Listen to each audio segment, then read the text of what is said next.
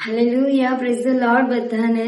અને આજે જ આપણે ખાસ આ વિડીયોમાં પ્રાર્થના કરવાના છે એ દરેકને માટે જે લોકો બીમાર છે, જે લોકોને લાંબા સમયથી સાજાપણાની જરૂર છે પણ સાજાપણું મળ્યું નથી, જે લોકો લાંબા સમયથી પોતાની બીમારીથી પીડાઈ રહ્યા છે, જે લાંબા સમયથી ખાટલા પર રહ્યા છે, દરેકને માટે આજે આપણે પ્રાર્થના કરીશું કે પ્રભુ ઈસુના નામમાં તે દરેકને સાજાપણું મળે. અને પ્રભુનું વચન કહે છે, યર્મિયા પ્રબોધકનું પુસ્તક તેમનો 33મો અધ્યાય અને 6ઠી કલમ, તો પણ હું તેને આરોગ્ય તથા કુશળતા આપીશ, તેઓને નિરોગી કરીશ અને હું તેઓને પુષ્કળ શાંતિ તથા સત્યતા બક્ષીશ. હા, આ પ્રભુનું વચન છે. આજે આ વચન દ્વારા આપણે પ્રાર્થના કરવાના છે. ત્યારે આવો આપણે સર્વ ભેગા થઈને પ્રાર્થનામાં જોડાઈએ.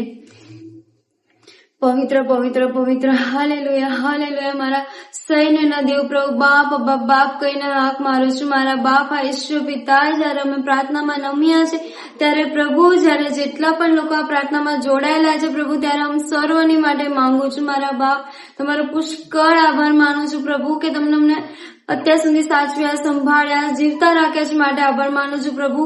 બાપ, તમારા નામમાં પ્રભુ આજે हम સર્વના પાપોની માફી તમે આપો બાપ. અમારાથી જાણતા અજાણતા વાણી વિચાર વર્તન દ્વારા પ્રભુ જો કોઈ પાપ થયું હોય, તમને ના ગમતી વસ્તુ થઈ હોય પ્રભુ, તો તમે માફ કરજો. તમારા રક્તમાં તે સઘળાને પાપોથી શુદ્ધ કરજો બાપ, પવિત્ર તમે બનાવો પ્રભુ. ને બાપ, ખાસ અત્યારે અમે સર્વા નમ્યા છે ત્યારે બાપ માંગુ છું બાપ, અમારામાંથી જો કોઈ બીમાર હોય, જે લોકોને સાજાપણાની જરૂર હોય પ્રભુ, લાંબા સમયથી જે કોઈ બાપ, કોઈ પણ વ્યક્તિ પ્રભુ જેમને લાંબા સમયથી બાપ એ બીમારીના બંધનમાં છે, બીમારીથી મુક્ત થવું છે, ત્યારે પ્રભુ ઈસુના નામમાં તમારું વચન કહે છે યર્મિયા 33 અને 6 પ્રમાણે પ્રભુ તમે દરેકને આરોગ્ય આપો, દરેકને કુશળતા તમે બક્ષો પ્રભુ. દરેકના ખાટલા બિછાને જઈને તમારો ઘાયલ અને પ્રેમી હાથનો સ્પર્શ તમે કરો પ્રભુ. બાપ, તમે યહોવા રાફા છો જે સાજાપણું આપે છે પ્રભુ. ત્યારે તમારા નામમાં માંગુ છું કે દરેક વ્યક્તિ જેઓને સાજાપણાની જરૂર છે, દરેક વ્યક્તિ જે લોકો બીમારીના બંધનમાં છે પ્રભુ ઈસુના નામમાં તે સગળા બંધનોને તમે તોડો.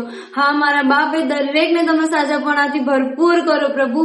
બાપ, તમારાથી કંઈ જ અશક્ય નથી. તમારું વચન કહે છે કે જે માણસને અશક્ય છે, દેવને તે સઘળું શક્ય છે પ્રભુ. બાપ, તમે આંધળાને દેખતા કર્યા છે, તમે લંગડાને ચાલતા કર્યા છે બાપ. તમારા હાથનું પરાક્રમ એ દરેક વ્યક્તિઓ પર તમે વહેતું કરો, જેમને સાજાપણાની જરૂર છે. હા મારા બાપ, હું નથી જોઈ શકતી પ્રભુ કે કોણ બીમાર છે, કોણ સાચું છે, પણ મારા બાપ, તમારી નજર તો સઘળી જગ્યાએ છે પ્રભુ. જે લોકો બીમાર હોય તે સઘળાને તમે સાજાપણાથી ભરપૂર કરજો.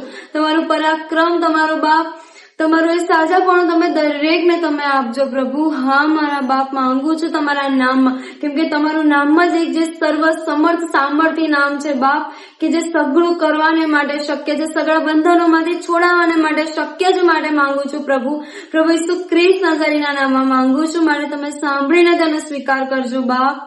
Amen amen.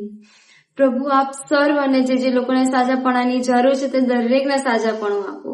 આમેન.